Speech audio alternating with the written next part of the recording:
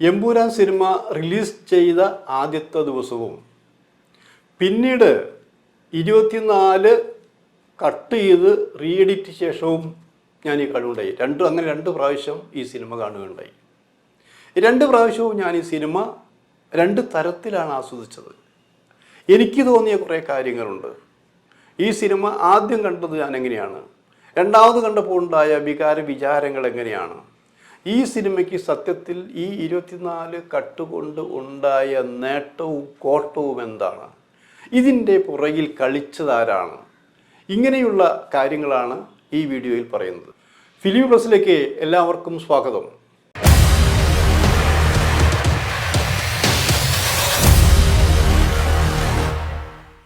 വിവാദ സിനിമയായ എമ്പുരാൻ റിലീസ് ചെയ്തിട്ട് ഇന്നേക്ക് 14 ദിവസമായി. ഈ 14 ദിവസം കൊണ്ട് ഒരു മലയാള സിനിമ വിദേശത്ത് 100 കോടി രൂപ കളക്ട് ചെയ്തു. നമ്മുടെ തിയേറ്ററിൽ നിന്ന് മാത്രം 80 കോടിയിലധികം രൂപ കിട്ടി. മൊത്തം ഇപ്പോൾ 250 കോടി കവിഞ്ഞിരിക്കുന്നു എന്നാണ് റിപ്പോർട്ട്. ഒരു മലയാള സിനിമയ്ക്കും കിട്ടാത്ത റെക്കോർഡാണ് മോഹൻലാലിൻ്റെ എമ്പുരാൻ നേടിയിരിക്കുന്നത്. ഇത് മലയാള സിനിമയെ സംബന്ധിച്ച് അഭിമാനമുള്ള കാര്യമാണ്. പക്ഷേ ഈ സിനിമ കൊണ്ട് ഈ സിനിമയ്ക്കുണ്ടായ നേട്ടവും കോട്ടവും, ഈ സിനിമയ്ക്ക് കിട്ടിയ പബ്ലിസിറ്റി, ഈ സിനിമയ്ക്ക് കിട്ടിയ ഫ്രീ പബ്ലിസിറ്റി, ഈ സിനിമയ്ക്ക് കിട്ടിയ നെഗറ്റീവ് പബ്ലിസിറ്റി, ഇതൊക്കെ ഈ സിനിമ എങ്ങനെ മുതലാക്കി എന്നുള്ളതാണ്. ഞാൻ ഈ സിനിമ കാണാൻ ആദ്യം റിലീസ് ചെയ്ത ദിവസം ഫാൻസ് ഷോ കഴിഞ്ഞ് തൊട്ടടുത്ത സമയത്ത് സിനിമ രണ്ടാമത്തെ ഷോ ആയിട്ടാണ് ഞാൻ കണ്ടത്. അന്ന് ഞാൻ ഈ സിനിമ കണ്ട് 3 മണിക്കൂറോളം വരുന്ന ഈ സിനിമ കണ്ട് ഞങ്ങൾ അന്ന് തന്നെ വളരെ വ്യക്തമായി പറഞ്ഞു, ഈ സിനിമ കളക്ട് ചെയ്യുമായിരിക്കാം, കാശ് കിട്ടുമായിരിക്കാം, കുറേ പേര് കാണുമായിരിക്കാം, പക്ഷേ ലൂസിഫറിൻ്റെ പകുതി മാർക്കേ കൊടുക്കാൻ ഞങ്ങൾ തയ്യാറാവുള്ളൂ. അന്ന് പറഞ്ഞ അതേ കാര്യത്തിൽ ഞാൻ ഇപ്പോഴും ഉറച്ചു നിൽക്കുന്നു എന്നുള്ളതാണത്. ലൂസിഫറിന് 100 മാർക്ക് കൊടുത്ത എനിക്ക് ഈ സിനിമയ്ക്ക് 50 മാർക്ക് കൊടുക്കാനേ പറ്റുള്ളൂ എന്ന് വിചാരിച്ച സിനിമ മോശമാണെന്നതിലല്ല. ആ 100 മാർക്ക് കൊടുക്കുമ്പോൾ എനിക്കുണ്ടായ ചില കണക്കുകൂട്ടലുണ്ട്, ചില കാര്യം, ഓരോരോ ഐറ്റം തിരിച്ചാണ് ഞാൻ ആ മാർക്ക് കൊടുക്കുള്ളത്. അല്ലാണ്ട് സിനിമ കണ്ടു, കൈയടിച്ചു, അടിപിടി കൊണ്ടു, ഇതൊന്നുമല്ല, മൊത്തത്തിലല്ല.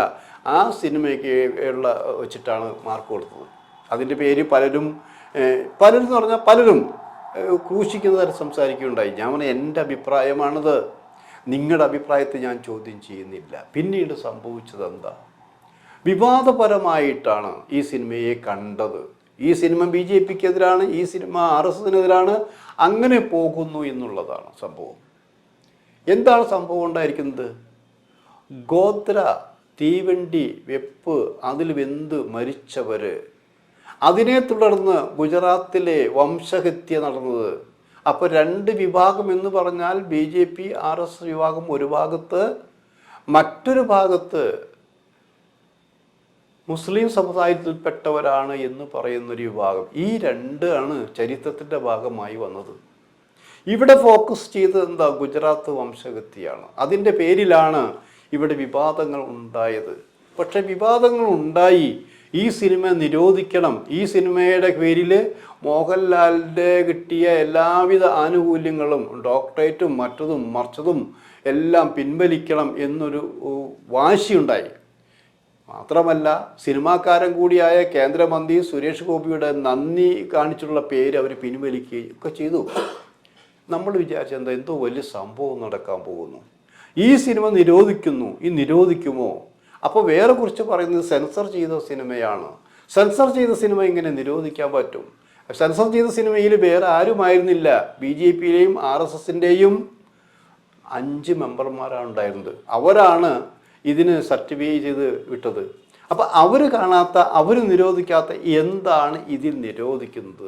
ആകെ പ്രശ്നമായപ്പോൾ സംഭവിച്ചത് എന്താ, പിന്നെ നമ്മൾ കാണുന്നത് എന്താ, ഇതിൻ്റെ ബന്ധപ്പെട്ടവർ, സംവിധായകർ, നിർമ്മാതാവ്, നായക നടൻ തുടങ്ങിയവരെല്ലാം ചേർന്നുകൊണ്ട് ഈ സിനിമ ആരെയും വേദനിപ്പിക്കാതെ ഈ സിനിമ റീ എഡിറ്റ് ചെയ്യാൻ തീരുമാനിക്കുന്നു. റീ എഡിറ്റ് ചെയ്യാൻ തീരുമാനിച്ച ആര്? BJP പറഞ്ഞിട്ടോ RSS പറഞ്ഞിട്ടോ സെൻസർ ബോർഡ് പറഞ്ഞിട്ടോ ആണോ? അല്ല എന്നാണ് അവർ പറയുന്നത്. അവരൊന്നും പറഞ്ഞിട്ടില്ല. ഇവർ തന്നെ, അതായത് മാനുഷിക നില വശം കണക്കിലെടുത്തുകൊണ്ട് അവർ എഡിറ്റ് ചെയ്യാൻ തീരുമാനിച്ചു.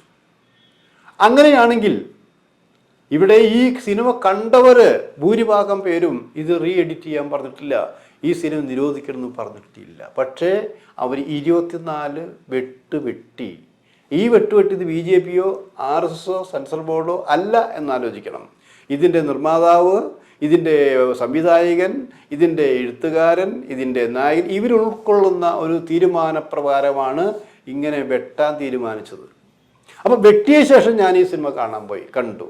വെട്ടിയ ശേഷം സത്യം പറയട്ടെ, ആദ്യം ഞാൻ കണ്ട സിനിമയേക്കാൾ മനോഹരമായിരിക്കുന്നു. അതായത് ഇപ്പോഴാണ് ഈ സിനിമ എഡിറ്റ് ചെയ്തിട്ട് കുറേ കൂടി ഭംഗി വരുത്തിയിരിക്കുന്നത്. മുമ്പ് കണ്ടതിൻ്റെ പേരിൽ ഇന്നത് നഷ്ടപ്പെട്ടു പോയി എന്നൊരു ഫീലിംഗ് എനിക്കുന്നില്ല.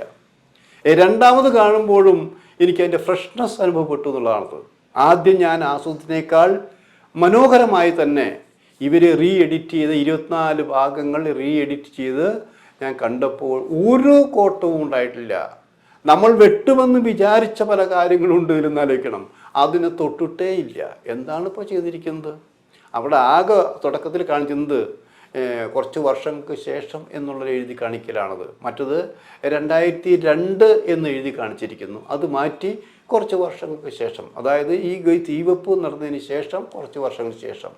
പിന്നെന്താ എഡിറ്റ് ചെയ്തു എന്ന് പറയുമ്പോൾ അത് ക്രൂരമായിട്ടുള്ള കുറേ റേപ്പിംഗ് സീനുകളുണ്ട്. അത് വേണ്ട എന്ന് എല്ലാവർക്കും തോന്നുന്നു. അത് സെൻസർ തന്നെ പോകേണ്ടതാണത്. അത് ഇല്ലാതെ തന്നെ അത് കുറച്ചിട്ടുണ്ട് നല്ല. പിന്നെ ഇതിന് വില്ലൻ്റെ പേര്, ആ വില്ലൻ്റെ പേരൊന്ന് മാറ്റി, അത്രയേ ഉള്ളൂ. വേറെ അധികം കട്ട്. പിന്നെ ചില കേന്ദ്ര അന്വേഷണ സംഘത്തിൻ്റെ പേരില്ലാതാക്കി. പിന്നെ ചില 1-2 ഡയലോഗുകൾ വേണ്ടാന്ന് വെച്ചു. അതായത് ഗുജറാത്ത് സംഭവം എന്നൊക്കെ ഉള്ള പേരുകൾ വേണ്ടാന്ന് വെച്ചു മാത്രമേ ഉള്ളൂ. ബാക്കിയെല്ലാം അങ്ങനെ തന്നെയാണ് വന്നിരിക്കുന്നത്. അപ്പോൾ എന്നോട് പലരും പറഞ്ഞിരിക്കുന്നത് മഞ്ജു വാര്യർ സീൻ കുറേ കട്ട് ചെയ്യും. കാരണം അത് ഹൈലൈറ്റ് ചെയ്യേണ്ട റോളാണ് ഇതിൽ. ഹൈലൈറ്റ് ചെയ്യേണ്ടതെന്ന് പറഞ്ഞാൽ എന്താ, ഈ മഞ്ജു വാര്യർ രാഷ്ട്രീയത്തിലേക്ക് സജീവമായി വരുന്നു. അപ്പോൾ രാഷ്ട്രീയത്തിൽ സജീവമായി വരുമ്പോൾ തീർച്ചയായിട്ടും അവർ നശിപ്പിക്കാൻ ശ്രമിക്കും. ആ നശിപ്പിക്കാൻ ശ്രമിക്കുന്ന സംഭവങ്ങൾ വരുമ്പോൾ തന്നെ ഈ ഇവരുടെ പേരിൽ സാമ്പത്തിക അഴിമതി കുറ്റം ചുമത്തിക്കൊണ്ട് NIA അറസ്റ്റ് ചെയ്യാൻ വരുന്നു. അറസ്റ്റ് ചെയ്യാനും വരുമ്പോഴെന്താ ഇവരെ കൈവരങ്ങ് വയ്ക്കുന്നില്ല. കൈവരങ്ങ് വെക്കണം ഉണ്ട് എന്ന് പറയുമ്പോൾ കൈവരങ്ങ് വെക്കാതെ അവിടെ കൈവരങ്ങ് വെച്ചുകൊണ്ട് ഇവർ പറയുന്ന കുറേ തീപ്പൊരി ഡയലോഗുകളുണ്ട്. അതും ഈ സിനിമയുടെ ഹൈലൈറ്റാണ്. മാത്രമല്ല ഒരു രാഷ്ട്രീയ നേതാവിനുണ്ടായിരിക്കുന്ന ഗുണം ആലോചിക്കണം. അപ്പോൾ ഇത്രയും കാര്യങ്ങൾ ചെയ്തപ്പോഴെന്താ, അപ്പോൾ അതിന് ഇവർ 24 കട്ട് ചെയ്യുന്നതിന് മുമ്പ് 5 ദിവസം മുമ്പ് അത് വളരെ പ്ലാൻ ചെയ്തുകൊണ്ട് കണക്ക് കൂട്ടിയിട്ടാണ്.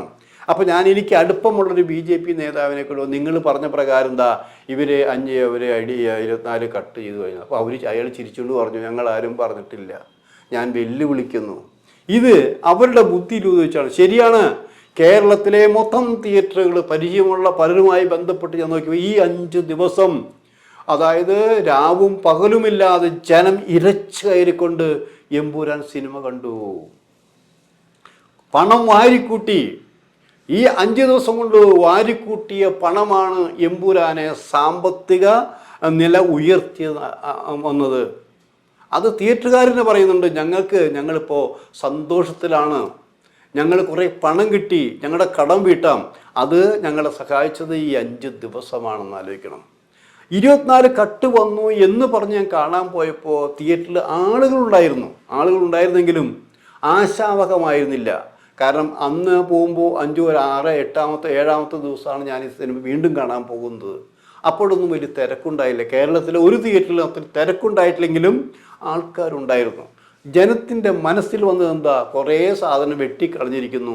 ഈ വെട്ടിപ്പോയ കുറേ പേരുകൾ, ഈ ബജരംഗാളുടെ പേര് 6-7 സ്ഥലത്ത് നിന്ന് വെട്ടിമാറ്റിയിട്ടുണ്ട്. ഇതാണ് കൂടുതൽ എണ്ണം കൂടിയെന്ന് ആലോചിക്കണം. അപ്പോൾ ഇങ്ങനെ സംഭവിച്ചപ്പോൾ സംഭവിച്ചത് എന്താണ്? BJPക്കാരനായ ഒരു നല്ല നേതാവാണ് അദ്ദേഹം പറഞ്ഞത്, ഞങ്ങൾ പറയുകയാണെങ്കിൽ നിരോധിക്കണം, നിങ്ങൾ നിരോധിച്ചിട്ടില്ല. പക്ഷെ ഇത് അവരുടെ ബുദ്ധിയിൽ ഉദിച്ചതാണ്. ശരിയാണ്, ഈ ആദ്യം ഞാൻ കണ്ടപ്പോൾ ഞാൻ പറഞ്ഞിരുന്നു കുറച്ച് ലാഗ് ചെയ്യുന്നുണ്ട്. കാരണം 1 മണിക്കൂറിന് ശേഷമാണ് മോഹൻലാൽ വരുന്നത്, പൃഥ്വിരാജ് വരുന്നത്, പ്രധാനപ്പെട്ട ആൾക്കാരൊക്കെ വരുന്നത്. അത് കുറച്ച് ലാഗ് ചെയ്യണം. ഇപ്പോൾ ക്ലീനായിട്ടെല്ലാം എഡിറ്റ് ചെയ്ത് ക്ലീനായി. അപ്പം അത് അവരുടെ ബുദ്ധിയിൽ ഉദിച്ചതാണ് ഏറ്റവും കൂടിയ റിപ്പോർട്ട്. ഇത് പൃഥ്വിരാജിൻ്റെയും മോഹൻലാലിൻ്റെയും ആന്റണി പെരുമ്പാവിൻ്റെയും ഗോകുലം കോമാലി മുരളി ഗോപി അടക്കം ബുദ്ധിയിൽ ഉദിച്ചൊരു തീരുമാനമാണ്. ഈ പടത്തിനെക്കുറിച്ച് നെഗറ്റീവ് റിപ്പോർട്ട് വന്നുകൊണ്ടിരിക്കുന്നു. അതിനെ തരണം ചെയ്യാൻ വേണ്ടിയിട്ടുള്ള വെട്ടുകൾ വേണം. ആ വെട്ടാണ് ഇവർ തന്നെ റീ എഡിറ്റ് ചെയ്യാൻ തീരുമാനിച്ചത്. അങ്ങനെ ഒരു തീരുമാനമെടുത്തത് കൊണ്ട് ഇവർക്ക് കണ്ടമാനം പണം വാരിക്കൂട്ടാൻ കഴിഞ്ഞു എന്നുള്ളതാണ് സത്യം ഇപ്പോൾ വന്നിരിക്കുന്നത്. ആ സത്യം ശരിയാണ് തെളിയിക്കുന്നതാണ് പിന്നീട് ഉണ്ടായ സംഭവ വികാസങ്ങൾ. പിന്നെ അവർക്ക് പണം വാരിക്കൂട്ടാൻ പറ്റിയിട്ടില്ല. ഈ സത്യം നിലനിൽക്കുമ്പോഴാണ് ഇനി അവരാണ് മറുപടി പറയേണ്ടത്. ഇത് ആരാണ് ചെയ്തത്? ഇവിടെ കുറേ കാലം ഞാൻ BJP കാരനോ ഞാൻ RSS കാരനോ അല്ല. പക്ഷേ ഇതിങ്ങനെ ചർച്ച ചെയ്തുകൊണ്ടിരിക്കുമ്പോൾ യഥാർത്ഥത്തിൽ അന്വേഷണം വേണം. ഈ 24 ഭാഗം വെട്ടാനും റീ എഡിറ്റ് ചെയ്യാൻ ആരാണ് ഇവരെ പേടിപ്പെടുത്തിയത്? അങ്ങനെ ഉണ്ടായിട്ടുണ്ടെങ്കിൽ അത് തുറന്നു പറയേണ്ടതല്ലേ? എന്തായാലും ചെയ്തു നന്നായി. വേണ്ടപ്പെട്ടത് ഇവിടുത്തെ യുവാക്കളും ഇവിടെ എല്ലാവരും ചർച്ച ചെയ്യപ്പെടേണ്ട എല്ലാ കാര്യങ്ങളും അതിലുണ്ട്. അതൊന്നും വെട്ടിമാറ്റിയിട്ടില്ല. അത് ഗുജറാത്തുമായി നടന്ന സംഭവങ്ങൾ തന്നെയാണ്. അതെല്ലാ കാലത്തും നിലനിൽക്കും. ഇനി 3-ാം ഭാഗം എന്തായിരിക്കും? അത് ഇതിനേക്കാൾ രൂക്ഷമായിരിക്കും എന്നുള്ള കാര്യം യാതൊരു സംശയവുമില്ല. ഒരേ ഒരു സംശയം മാത്രമേ നമുക്കുള്ളൂ. ഇത് ആന്റണി പെരുമ്പാവൂരായിരിക്കുമോ നിർമ്മിക്കുക? അല്ല എന്നാണ് ഒടുവിൽ കിട്ടിയ റിപ്പോർട്ട്.